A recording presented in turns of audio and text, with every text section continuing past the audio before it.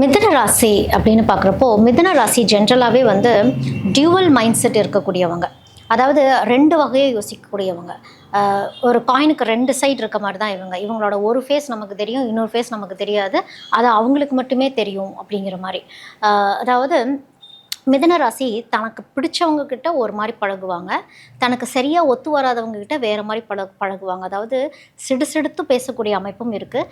டீச்சிங்கில் இருக்கக்கூடியவங்களும் நிறைய பேர் இருக்காங்க. குருஸ்தானத்தில் இருக்கக்கூடியவங்களும் மிதுனத்தில் நிறையா இருக்காங்க. அப்போது இந்த மிதுனத்துக்கு எந்த சித்தர் செட் ஆவாங்க அப்படின்னா, இந்த மிதுன ராசியோட குணாதிசயங்கள் அப்படின்னு நம்ம தெரிஞ்சுக்கிட்டால் ஏன் இந்த சித்தர் செட் ஆவார் அப்படிங்கிறத நம்ம தெரிஞ்சுக்கலாம். இப்போ மிதுன ராசி அப்படின்னு பார்க்குறப்போ 3 நட்சத்திரங்கள் இருக்குது. அதாவது திருவாதிரை, மிருகஸ்ரீஷம், புனர்பூசம். இந்த 3 நட்சத்திரங்களுக்கும் 3 வகையான குணாதிசயங்கள் இருந்தாலும் பொதுவாக இந்த ராசி, இந்த மிதுன ராசின்னு வரப்போ பொதுவாக நாங்கள் என்ன சித்தர் வழிபாடு பண்ணலாம் அப்படிங்கிறப்போ, மிதுன ராசி வந்து சின்ன வயசுலேருந்து ஒரு சில கஷ்டங்கள் ஃபேமிலியால் அனுபவிச்சுட்டு வர்றது, அதாவது தன்னை யாருமே புரிஞ்சுக்கல அப்படிங்கிற தாட் ப்ராசஸ்லேயே மிதுனம் இருப்பாங்க. சின்ன வயசில் கஷ்டப்பட்டவங்க நிறையா உண்டு மிதுனத்தில் இருக்க. முக்கியமாக குறிப்பாக பெண்கள் லைஃப்பில் வந்து ஃபேமிலி சுச்சுவேஷன்ஸு, பேரண்ட்ஸ் சண்டை போட்டிருப்பாங்க, இல்லை ஃபினான்ஷியல் க்ரைசிஸு, இது எல்லாத்தையும் பார்த்து வளர்ந்தவங்களாக இருப்பாங்க. அப்போ தன்னறியாமையே ஒரு முரட்டுத்தனம் வர்றது, இல்லை இவங்களை மட்டுமே குடும்பத்தில் ஃபோக்கஸ் பண்ணி கொஞ்சம் மட்டப்படுத்தியே வளர்த்திருப்பாங்க. ஜென்ரலாக மிதுன ராசியில் இருக்கக்கூடிய பேரண்ட்ஸ் வந்து என்ன கேட்பாங்க அப்படின்னா, என் குழந்தை படிக்கவே மாட்டேங்குது, என் குழந்தைக்கு மேக்ஸ் வரல, பர்டிகுலர் இந்த சப்ஜெக்ட் வரல, ஏன் படிக்கல அப்படிங்கலாம் கேட்குறப்போ அவங்களுக்கு ஃபோக்கஸ் செதறதுன்னு தான் அர்த்தம். அவங்க வந்து மந்தம் கிடையாது அவங்களுக்கு.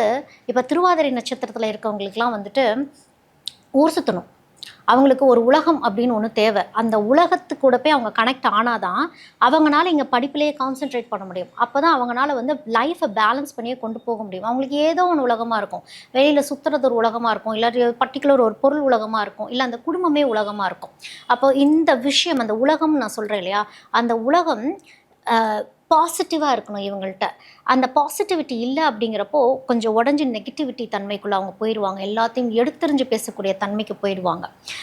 மிதுனத்தில் இருக்கவங்களுக்கு வந்து டீச்சிங் ஸ்கில் அப்படிங்கிறது நல்லாயிருக்கும். ஏன் நான் அதை சொல்கிறேன்னா, மிதுனம் அப்படின்னாலே சேட்டர் பாக்ஸ்னால் படப்படன்னு பேசிகிட்டே இருக்கக்கூடிய அமைப்பு. பெரும்பாலும் பெண்கள் அதிகம், ஆண்களும் அந்த மாதிரி பேசுவாங்க. மீடியா துறையிலையும் ஆண்கள்லாம் இருப்பாங்க. பேச்சு வாக்குவாதம் பண்ணக்கூடிய அமைப்பு. இப்போ இவங்கள்ட்ட பேசினா ஜெயிக்கவே முடியாது அப்படிங்கிறதெல்லாம் மிதுனம் தான்.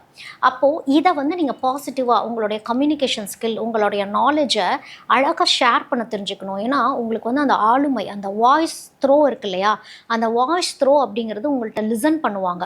அப்போது உங்களுடைய குழந்தைங்கள்கிட்ட இயற்கையாகவே ஒரு டீச்சிங் டேலண்ட் அப்படிங்கிறது ஒன்று இருக்குது. அப்போ அவங்களுக்கு வந்து டீச்சிங் சம்மந்தப்பட்ட விஷயங்களில் வந்து ஃபோக்கஸ் பண்ண வைக்கணும்.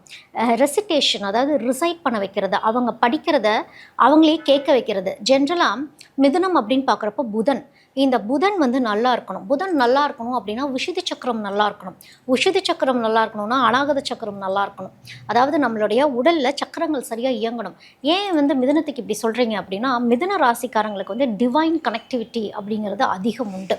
ஏன்னா இது சிவன் ருத்ர தாண்டவம் ஆடின நட்சத்திரமும் இதுதான், திருவாதிரை அப்படின்னு ஒன்று இருக்கு இல்லையா. ஸோ இது வந்து டிவைன் கனெக்டிவிட்டி, சிவனோட கனெக்ட் ஆகக்கூடியவங்க மிதுனம். இவங்களுக்கு வந்து பிராணாயமா பண்ணுறது, இவங்களுடைய மூச்சை முதல் பேலன்ஸ் பண்ணணும். பெரும்பாலும் மிதுன ராசியில் இருக்கவங்களுக்கு வந்து மூச்சு ப்ராப்ளம் இருக்கும். லங்ஸில் வந்து நீர் கோர்க்கிறது, இந்த மாதிரி இஷ்யூஸ்லாம் வந்து மிதுனத்தில் இருக்கிறப்போ மைக்ரைன் இஷ்யூஸும் மிதுனத்தில் இருக்கவங்களுக்கு இருக்கும். ஏன்னா நீர் சத்து கம்மியாக இருக்குது அப்படிங்கிறது நம்ம தண்ணி குடிக்கிறதுன்னு இல்லை, பாடியோட மெட்டபாலிசம் அப்படின்னு பார்க்குறப்போ வந்து உங்களுக்கு எல்லாமே சமநிலையில் இருக்கணும். இவங்க அதிகமாக ஆக்ரோஷப்பட்டுருவாங்க, கத்திடுவாங்க. பூமியோடு சேர்ந்து கால் பதித்து கோயிலில் நடக்கணும். அதாவது நம்ம ஜென்ரலாக கேள்விப்பட்டிருப்போம். இப்போ சமீப காலங்களாக என்ன சொல்லிட்டு இருக்காங்க அப்படின்னா, தண்ணியே குடிக்க மாட்டேங்கிறாங்க அப்படின்னு சொல்கிறாங்க. ஏன் தண்ணியே குடிக்க மாட்டேங்கிறாங்க அப்படின்னு நம்ம யாராவது யோசிச்சிருப்போமா? இந்த காலத்தில் ஜென்ரலாகவே நம்ம ஷூ அண்ட் செருப்புக்கு நிறைய பழகிட்டோம். அவ்வளோ சீக்கிரம் நம்ம பூமியில் கால் பதிச்சு நடக்கிறது இல்லை. வீட்டுக்குள்ளேயே இருந்தால் கூட நம்ம ஒரு செப்பல் போட்டுட்டு தான் நடக்கிறோம். அப்போது இந்த பூமியோட நம்மளுக்கு கனெக்டிவிட்டி இல்லை அப்படிங்கிறப்போ நம்மளுக்கு தாகமும் கம்மியாயிடும். அப்போ மிதுனத்துக்கு வந்து தாகம் கம்மியாகும். மிதுனத்தில் இருக்கவங்க சரியான முறையில் உங்களுடைய தாகத்தை உங்களுக்கு கண்ட்ரோல் பண்ண முடியல அப்படின்னா உங்களுக்கு லைஃப் லாங் மைக்ரைன் இஷ்யூஸில் போய் விடுறது, சைனஸ் இஷ்யூஸில் போய் விடுறது, நீர் கோர்க்கக்கூடிய அமைப்பு எங்கேயோ போய் நீர் கோர்த்துரும். அப்போ உங்களுடைய ஹெல்த் அப்படிங்கிறது நீங்கள் பார்த்துக்கணும். திருநீர் வைக்கிறீங்க அப்படின்னா உங்களுடைய நீங்கள் வந்து திருநீர் வைக்கிறோம் அப்படிங்கிறத விட நீங்கள் சந்தனம் வைக்கிறது ரொம்ப நல்லது. சிவன்னு சொல்லிட்டு நீங்கள் என்ன வந்து சந்தனம் வைக்க சொல்கிறீங்க அப்படின்னா, சந்தனம் வந்து உங்களை கொஞ்சம் கூல்படுத்தும். நீங்கள் திருநீரும் வச்சுக்கலாம், பட் ஸ்டில் சந்தனத்தை வந்து கொஞ்சம் ஃபோக்கஸ் பண்ணுறது, சந்தனம் அடிக்கடி வைக்கிறதுங்கிறது உங்களோட பாடியை கொஞ்சம் கூல் பண்ணும். ஏன்னா மிதுன ராசிக்காரங்களாம் வந்து அப்பப்போ கடுப்பாகி ரொம்ப ஃபெரோஷியஸாக ரொம்ப ஆக்ரோஷமாக பிஹேவ் பண்ணுறவங்களா இருப்பாங்க. கத்த ஆரம்பிச்சிட்டாங்க மிதுனம்னா நிற்கவே முடியாது அந்த இடத்துல. படப்படன்னு பேசிகிட்டே இருப்பாங்க. என்ன பேசுகிறோன்னு அவங்களுக்கே தெரியாது. நீங்கள் போய் மிதுனத்துக்கிட்ட போய், இல்லை நீங்கள் இப்படி தான் பேசுனீங்க, என்னை இந்த மாதிரி வார்த்தை சொன்னீங்கன்னா, இல்லையே நான் அப்படி சொல்லவே இல்லையே அப்படிம்பாங்க. அது வந்து அவங்க பொய் சொல்கிறாங்கங்கிறது கிடையாது. அதை வந்து அவங்க கவனிக்கல. தான் என்ன பேசுகிறோன்னா அவங்களே அதை ஃபோக்கஸ் பண்ணி கவனிக்காதனால படப்படன்னு பேசிடுறது, அதுக்கப்புறம் கெட்ட பேர் வாங்கிடுறது. மிதுன ராசியில் இருக்கவங்களுக்கும் வந்து ஜென்ரலாக சில நட்சத்திர அமைப்பு இருக்கவங்களுக்கு பெரும்பாலும் இரண்டாவது திருமணம் அமையக்கூடிய அமைப்பும் மிதுனத்தில் இருக்கவங்களுக்கு தான் உண்டு. ஏன் அப்படின்னா, முதல் திருமணம் கொஞ்சம் ஏர்லி மேரேஜை நம்ம பண்ணி வச்சிடறோம்.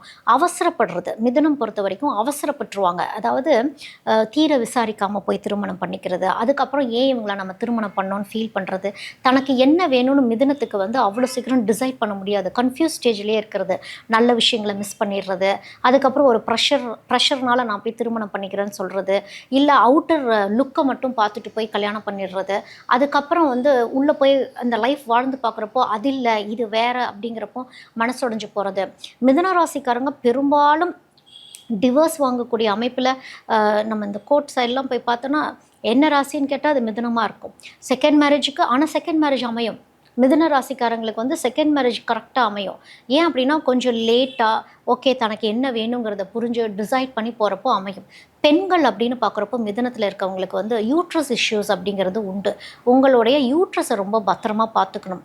சிறு வயதிலிருந்தே பிசிஓடி இஷ்யூஸ் இருக்குதா, அதாவது உங்களுக்கு வந்து பீரியட்ஸ் பெயின் வருதா, இந்த மாதிரி எல்லா விஷயத்தையும் மிதுனம் ரொம்ப ரொம்ப கவனிக்கணும். ஏன்னா மிதுன ராசியில் இருக்கக்கூடியவங்களுக்கு வந்து ப்ரெக்னன்சி சுகர் வரக்கூடிய அமைப்பும் அவங்களுக்கு இருக்குது. ஏன்னா அவங்களுக்கு உடம்புல வந்து எங்கேயோ ஒரு இடத்துல இவங்களுடைய உணர்வுகள் ட்ரிகர் ஆகிட்டே இருக்கும். ஏன்னா இவங்களாம் ஹைப்பர் ஆக்டிவாக இருக்கக்கூடியவங்க மிதுனம். இந்த ஹைப்பர் ஆக்டிவ் போய் பெண்களுக்கு என்ன ஆகும்னா அந்த யூட்ரஸில் தான் போய் அஃபெக்ட் பண்ணும். அவங்களுடைய தாட் ப்ராசஸ்க்கும் அந்த யூட்ரஸ்க்கும் நிறைய கனெக்டிவிட்டி உண்டு. ஸோ அதுக்கு தகுந்த உணவு முறைகள் ஃபாலோ பண்ணுறது, அதுக்கு தகுந்த மாதிரி ஒரு டயட், அதுக்கு தகுந்த மாதிரி ஒரு லைஃப் ஸ்டைல், அதுக்கெல்லாம் நாங்கள் என்ன பயங்கரமாக பெருசாக செலவு பண்ணணுமா அப்படிலாம் கிடையாது. சரியான மூச்சு பயிற்சி, பிராணாயாமம். ஏன்னா மிதுன ராசிங்கெல்லாம் பார்ன் ஹீலர்ஸ். உங்களால் ஹீல் பண்ண முடியும். உங்களுக்கு ரெய்க்கி வரும். ஏன்னா சின்ன வயசுலேருந்தே கஷ்டப்பட்டிருப்பீங்கன்னு சொன்னேன் இல்லையா, கஷ்டப்பட்டவங்கனால தான் இன்னொருத்தவங்களை ஹீல் பண்ண முடியும். ஸோ நான் ஒரு ஹீலர், எனக்கு என்ன வரும் அப்படின்னு நீங்கள் யோசிக்க வேண்டாம். உங்களால் நிறைய பேர்த்தை ஹீல் பண்ண முடியும், ப்ரொடெக்ட் பண்ண முடியும். உங்களுடைய வார்த்தைகள் நிறைய பேர்த்தை காப்பாற்றும். நீங்கள் ஒரு பர்டிகுலர் சப்ஜெக்ட், ஃபார் எக்ஸாம்பிள் நீங்கள் ஒரு மேக்ஸ் டீச்சராக இருக்கீங்க, ஒரு கம்ப்யூட்டர் டீச்சராக இருக்கீங்க, நீங்கள் சொல்கிறது அந்த பசங்க கேட்டு படிக்கிறப்ப அந்த நாலேஜை உள்வாங்கிறப்போ நீங்கள் ஒரு புண்ணியம் பண்ணிகிட்ருக்கீங்க. அந்த புண்ணியம் உங்களுக்கு தர்மமாக மாறும். மிதுன ராசியில் இருக்கவங்களுக்கு கொஞ்சம் லேட்டாக சைல்ட் பர்த் ஆகக்கூடியவங்களும் இருப்பாங்க. எனக்கு குழந்தையே பிறக்காமல் போயிடுமா, நான் ட்ரீட்மெண்ட்டில் தான் நான் குழந்தை பெற்றுக்கணுமா, இந்த தாட் எல்லாமே மிதுன ராசியில் இருக்கவங்க பெருமான பெண்களுக்கு அந்த மாதிரி இருக்கும். ஆண்களுக்கும் அந்த மாதிரி தாட் ப்ராசஸ் இருக்கும். எனக்கு ஏதாவது ஒரு குறை இருக்குமா, அப்படிலாம் ஒன்றுமே கிடையாது. மிதுன ராசியை பொறுத்த வரைக்கும் எல்லாமே இந்த ராகு தலைக்குள்ளே போய் யோசிக்கிறது தான். இந்த ராகுவை தூக்கி வெளியே விடணும். ராகுவை தூக்கி தலைக்குள்ளே விட்டுட்டீங்க அப்படின்னா இது எல்லாமே உங்களுக்கு தாட் ப்ராசஸாக உள்ள வேலை பார்க்க ஆரம்பிச்சு உங்களுடைய ஸ்ப்ளீனில் போய் உட்காந்துரும். அதாவது நம்ம ஸ்ப்ளீன் தான் உள்ளுக்குள்ளே இருக்க ஆர்கன்ஸ் எல்லாம் கொஞ்சம் ஆக்டிவாக வச்சுக்கக்கூடிய தன்மை கொண்டது அதுதான். ஸோ நினைக்கிறது எல்லாமே பாசிட்டிவாகவே இருக்கணும். நான் உங்களை பிராணாயமா பயிற்சி பண்ண சொன்னேன் இல்லையா, பிராணாயமாங்கிறது மேனிஃபெஸ்ட் பண்ணுறது. எனக்கு என்ன வேணும், அந்த நம்மளுடைய மூச்சு சரியாக இருந்தால் தான் நம்மளுடைய தியான முறை சரியாக இருக்கும். சிவன் கோயிலில் போய் அமைதியாக ஓம் நம சிவாய சிவாய நமகா அப்படிங்கிறது உட்காந்துட்டு நீங்கள் வழிபாடு பண்ணுறப்ப அதெல்லாம் உங்களுக்கு சரியாக வரும். அப்போ எந்த சித்தரை நாங்கள் பிடிச்சிக்கணும் அப்படின்னு பார்க்குறப்போ பாம்பாட்டி சித்தர். மருதமலையில் வந்து பாம்பாட்டி சித்தர் தவம் செஞ்ச இடம் தான் மருதமலை. அவர் வந்து சமாதி அங்கே அடையலை. ஸோ அந்த இடத்துல போய் நீங்கள் தவம் செய்யும் பொழுது என்ன ஆகும்னா, இந்த டியூவல் மைண்ட் அப்படின்னு சொன்னேன் இல்லையா, இந்த டியூவல் மைண்ட் வந்து ஒரு நிலையாக சமநிலையாக அந்த ஒரு நிலையாக வந்து அமரக்கூடியது தான் வந்து பாம்பாட்டி சித்தர். ஸோ இந்த பாம்பாட்டி சித்தர் ஆலயத்தில் போய் உட்காந்துட்டு, அதாவது எல்லா வழிபாடுகளும் முடிச்சுட்டு அங்கே போய் நீங்கள் அமைதியாக தியான நிலையில் உட்கார்றப்போ சலசலப்பு சத்தங்கள், ஏன்னா மிதுனம் நிறைய பேசிகிட்டே இருப்பீங்க இல்லையா, இந்த சலசலப்பு சத்தங்கள் எல்லாமே இருக்கும். உங்களை நீங்கள் கஷ்டப்பட்டுலாம் கண்ட்ரோல் பண்ண வேண்டாம். அது என்ன சத்தமோ அதுக்கு அந்த மைண்டுக்கு ரெஸ்பாண்ட் பண்ணாமல் அமைதியாக உட்கார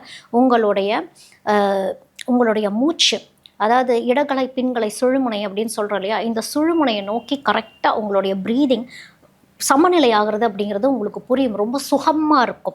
இதை குழந்தைகள்லேருந்தே இதை நீங்கள் ப்ராக்டிஸ் பண்ண ஆரம்பிச்சிடலாம். அடிக்கடி இந்த மாதிரி வந்து பாம்பாட்டி சித்தர்கிட்ட கூட்டிகிட்டு போகிறது, அந்த இடத்தோடைய வைப்ரேஷன் இருக்கு இல்லையா, அதோட எனர்ஜி பாயிண்ட்டு, அது வந்து உங்களை சமநிலைப்படுத்தக்கூடிய ஒரு எனர்ஜி பாயிண்ட்டு. என் குழந்தை ரொம்ப துருதுருன்னே இருக்குது, லிசன் பண்ண மாட்டேங்கிறாங்க, இல்லை ஃபேமிலியிலேயே என்னோடய ஒய்ஃப் ரொம்ப டார்ச்சர் பண்ணுறாங்க, படப்படன்னு பேசிகிட்டே இருக்காங்க, என் ஹஸ்பண்ட் இப்படி பண்ணுறாரு, எல்லாருமே இந்த மாதிரி பாம்பாட்டி சித்தர் அந்த இடத்துல போய் தவம் செஞ்ச அதே இடத்துல நீங்கள் அமைதியாக உட்காந்து எவ்வளோ நேரம் வேணாலும் உட்காருங்க.